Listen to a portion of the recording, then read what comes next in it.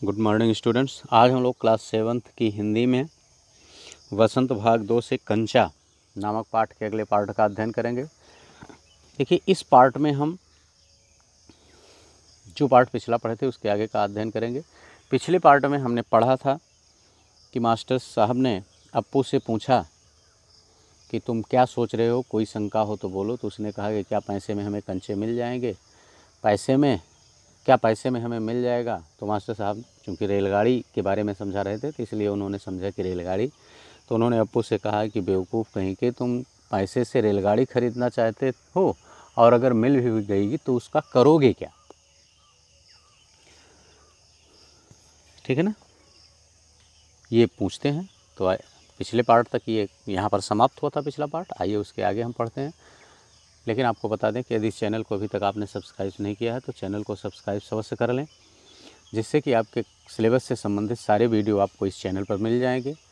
Bell icon दबा दें, जिससे कि आपके सिलेबस से संबंधित वीडियो अपलोड होते ही सबसे पहले वह वीडियो आपके पास पहुंच जाए। वीडियो को अधिक से अधिक लाइक और शेयर करें और हमें भी कमेंट करके ये ज़रूर बताएं कि ये वीडियो आपको कैसा लगा। देखिए, वह खेलेगा। जब मास्टर साहब ने पूछा कि अगर रेलगाड़ी मिल जाए भी जाएगी पैसे से तो तुम उसका करोगे क्या, तो वो कह रहा है वह खेलेगा, जॉर्ज के साथ खेलेगा, रेलगाड़ी नहीं कंचा। तो अप्पू ने कहा कि वह खेलेगा और जॉर्ज के साथ खेलेगा, लेकिन रेलगाड़ी नहीं बल्कि कंचा खेलेगा। चपरासी एक नोटिस लाया है। इतने में क्लासरूम में एक चपरासी आता है जिसके हाथ में नोटिस था। एक नोटिस लेकर आता। मास्टर जी ने कहा जो फीस लाए हैं वह ऑफिस जाकर जमा कर दें। उसमें शायद ये सूचना थी कि जो बच्चे फ़ीस लेकर के आए हैं वह ऑफिस में जा कर के अपनी फ़ीस सबमिट कर दें, जमा कर दें। बहुत से छात्र गए। राजन ने जाते जाते अप्पू के पैर में चिकोटी काट ली और जब राजन जाने लगा तो उसने अप्पू के पैर में चिकोटी काटी। बच्चों का ऐसा स्वभाव होता है और शायद राजन ऐसा था कि अप्पू कहीं खोया हुआ है, उसका ध्यान वापस आ जाए, इसलिए उसने ऐसा किया होगा। उसे याद आया उसे भी फीस जमा करनी है। पिताजी ने उसे 1.5 रुपया इसके लिए दिया है। और जब राजन ने अप्पू के पैर में चिकोटी काटी तो अप्पू को यह बात याद आ गई, हाँ उसको भी फीस जमा करनी है, क्योंकि उसके पिताजी ने उसको 1.5 रुपया फीस जमा करने के लिए दिया था। उसने अपनी जेब टटोल कर देखा, 1 रुपये का नोट और 50 पैसे का सिक्का। वह बेंच से उतरा। किधर, मास्टर जी ने पूछा। और जब अप्पू ने अपने जेब में हाथ डाला तो उसे 1 रुपये का नोट और 50 पैसे का सिक्का मिला। तो वो भी फीस जमा करने के लिए जब बेंच से उतरता है तो मास्टर जी ने उससे कहा किधर जा रहे हो। उसके कंठ से खुशी के बुलबुले उठे, फीस देनी है। और वह प्रसन्न होकर बोला, प्रसन्न मन से, कि फ़ीस जमा करनी है। फीस मत देना, मास्टर ने कहा। वह झिझकता रहा। ऑन दी बेंच, मास्टर साहब ने उससे कहा कि तुम फीस जमा करने मत जाओ, तुम बेंच पर खड़े रहो। वह बेंच पर चढ़कर रोने लगा। क्या भविष्य में कक्षा में ध्यान से पढ़ेगा? ध्यान दूंगा। और मास्टर साहब ने उसे डांटा कि जिस तरह से आज तुम्हारा ध्यान कक्षा में नहीं था, क्या तुम आगे भी इसी तरह की लापरवाही करोगे अथवा भविष्य में ध्यान से कक्षा में बैठोगे?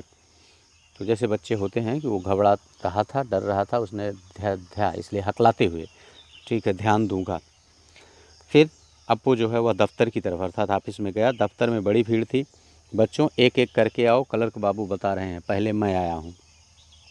और फिर जब ढेर सारे बच्चे, चूँकि इसी तरह के नोटिस हर क्लास में गए होंगे, हर क्लास से कुछ बच्चे निकल के गए होंगे, तो वहाँ बच्चों की भीड़ ऑफिस में ज़्यादा हो जाने की वजह से क्लर्क साहब समझा रहे थे सबको कि आप लोग एक एक करके आइए। तो एक बच्चे ने कहा कि पहले मैं आया हूँ।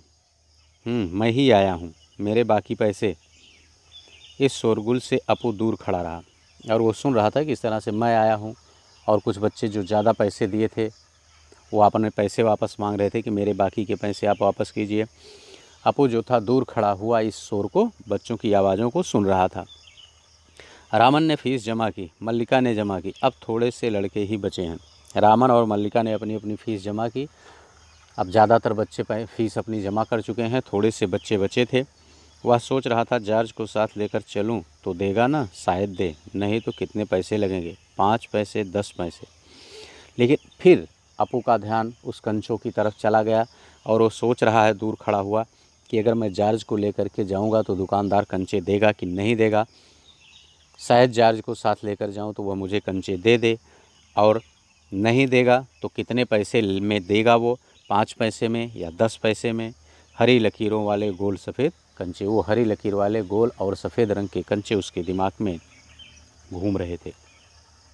घंटी बजने पर फीस जमा किए हुए सभी बच्चे उधर से चले। वह भी चला, मानो नींद से जाग कर चल रहा हो। और जब घंटी लग गई तो फीस जमा करने के लिए जो भी बच्चे आए थे वो ऑफिस से निकलकर अपने अपनी कक्षा में जाने लगे। और उन्हीं बच्चों के साथ अपू भी चल दिया। और उसे ऐसा लग रहा था उस समय कि जैसे वो किसी गहरी नींद से जागा हो।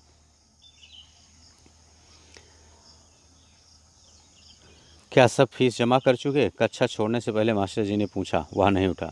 और मास्टर जी ने सभी बच्चों से पूछा कि आप सब ने फीस जमा कर दी? तो सभी बच्चे खड़े हो गए, लेकिन अपू नहीं उठा।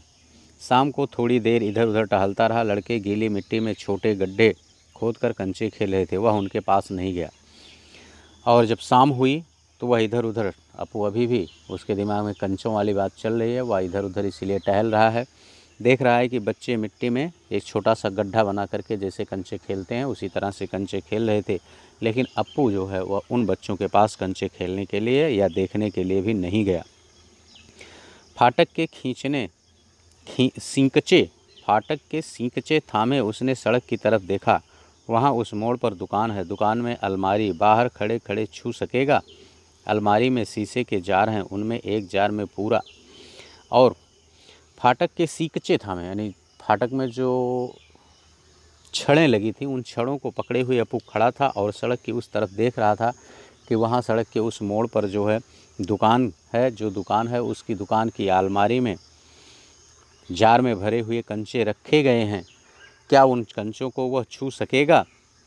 उनमें एक जार में पूरा कंचा ही भरा हुआ है। बस्ता कंधे पर लटकाए वह चलने लगा। दुकान नज़दीक आ रही है। उसकी चाल तेज़ी से बढ़ी और वह अपने बस्ते को टांगे हुए दुकान की तरफ बढ़ रहा था। तेज़ी से बढ़ रहा था। धीरे धीरे दुकान उसके समीप आ रही थी, अर्थात दुकान और उसके बीच की दूरी कम होती जा रही थी।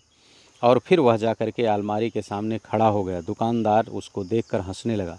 उसे मालूम हुआ कि दुकानदार उसके इंतज़ार में है। और जब दुकानदार उसको देखकर हंसा तो उसे ऐसा प्रतीत हो रहा था कि जैसे दुकानदार उसकी प्रतीक्षा कर रहा था।